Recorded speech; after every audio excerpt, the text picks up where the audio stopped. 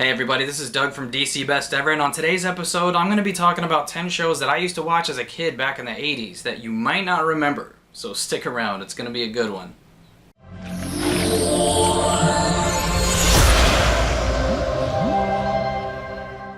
Now before I get started with my list, I have a trivia question for you guys. What popular 80s television show spawned 2 bad movies and 2 television shows that didn't really pan out? I'll give you the answer later on in this video, so be sure to stick around till the end.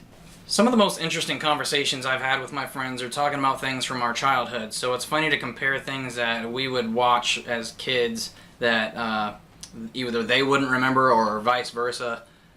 You remember that one from my other video, right? Either way, let's go ahead and jump into my list. Show number 1 was called Small Wonder. It ran from 1985 to 1989. So it had 4 strong seasons, even though it was labeled one of the worst shows of all time. It was based on a family whose father created a robot daughter named Vicky, which stood for Voice Input Child Identicant. I guess that was their fancy way of saying android, but I guess it would be weird for them walking around calling her A. Anyways, the robot had superhuman strength, the ability to stretch all of her limbs out, and she could either shrink or grow to any size she wanted to. Most of the episodes were based on the son who would get himself into trouble and try to use Vicky to get out of it, or he would use Vicky's abilities and try to make money or something crazy and still get himself into trouble. So it was one of those shows where every single episode had a different lesson to teach us. And you know what's crazy? This was one of my favorite shows to watch as a kid, but nobody ever seems to remember it, which I guess is why it was named one of the worst shows of all time. Show number 2 was called Out of This World, and that one ran from 1987 to 1991. This was about a girl named Evie Garland who had a human mother and an alien father who lived on the planet Anturion. Now because she was half alien, she developed powers in her teenage years, including the ability to freeze and unfreeze time. She could transport herself to anywhere she wanted to, and she could gleep things into existence, whatever that means. She basically make things appear out of thin air. Most of the episodes were her getting herself into trouble while she's figuring out how to use her powers without realizing the consequences of her actions. So, once again, another show that had a lesson to teach every single time it aired. The third show on my list was called Street Hawk. It ran for a mere 13 episodes back in 1985. I didn't remember a whole lot about this show, so I had to look some things up, but basically it was about a desk-bound cop who was chosen to be a test for a prototype combat motorcycle that could go up to 300 miles per hour, could jump vertically, and was loaded to the gills with machine guns and like missiles and crap. So the whole purpose was to help clean up the streets of LA. Imagine that. LA. It's either LA or New York, right?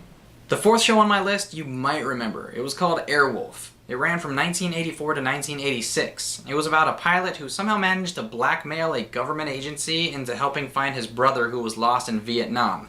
In turn, he'd fly dangerous combat missions in a super sophisticated helicopter that could fly halfway around the world and pass up jet planes and stuff.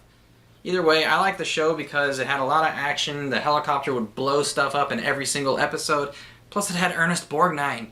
I mean, who doesn't like Ernest Borgnine, right? The fifth show on my list ran from 1982 to 1987 and starred a young Ricky Schroeder. You might know him from NYPD Blue.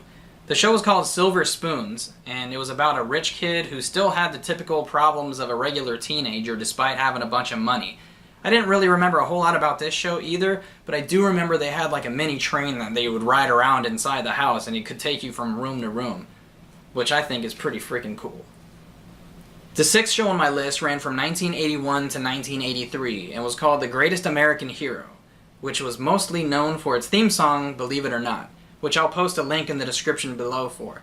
Actually, if I can find that beginning intros to all of the shows that I'm talking about today, I'll put them in the description down below as well, so something to look forward to.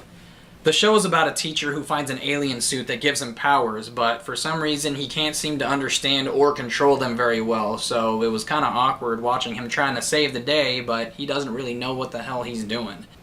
The seventh show on my list ran from 1988 to 1991 and starred a young Jerry O'Connell. It was called My Secret Identity and was about a 14-year-old kid who was looking for his friend who's a scientist, trips and gets hit by a radiation beam which gives him powers similar to Superman, but not quite. He's super fast. He's hard as a rock. Not like that, girls. Come on, he was only 14.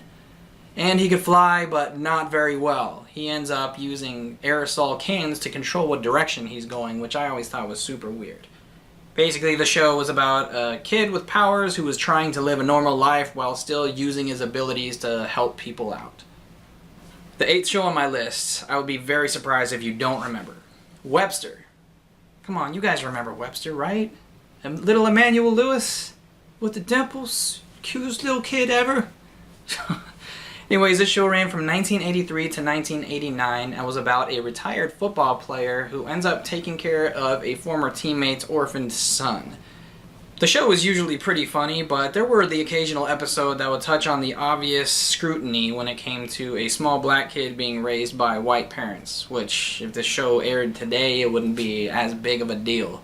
At least, I don't think it would. The 9th show on my list was actually a spin-off of a 70s show called Soap.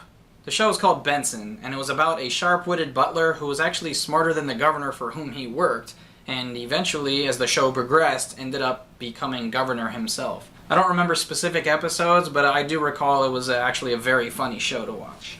So, last but not least, the 10th show on my list, and the longest running show that went from 1980 to 1992, was called 3-2-1 Contact. In this show, kids would explore different fields of science through films, cartoons, and demonstrations, and also contained a separate segment called the Bloodhound Gang, which was junior crime solvers that would use science to help solve crimes and mysteries and crap. This was another show that was most memorable to me by its strange theme song at the beginning, which, like I said, I'll post in the description. That's it. You made it through the whole list. So, the answer to today's trivia question, which was, what popular 80s television show spawned 2 bad movies and 2 shows that just didn't work out? The answer? Knight Rider. That's right. In 1991, David Hasselhoff starred in a made-for-TV movie called Knight Rider 2000, which was set in a future in which guns were banned by everybody, including law enforcement. Most criminals were frozen, and KITT had been deactivated. So, what was Michael Knight to do? I don't know. You're going to have to watch the movie yourself. In 1994, another movie came out called Knight Rider 2010, which proved that any Knight Rider movie that wouldn't work with David Hasselhoff definitely wouldn't work without him. In 1997, Team Knight Rider came out, and that only lasted for 22 episodes. Never watched the show myself, but apparently it was about multiple intelligent cars and drivers going around fighting evil. Doesn't sound like it would be that good. And in 2008, a Knight Rider reboot came out, and that one only lasted 18 episodes. Not even sure if that was a full season for it or not, but once again, no David Hasselhoff. It ain't gonna work. Sorry, guys. Don't forget, in the descriptions down below, I'm going to include links to all of the intros to the shows that I talked about today. Don't forget to like, subscribe, and share, and in the meantime, be the best versions of yourselves ever. Stick around for the next episode, and I will see you then. Take care, guys.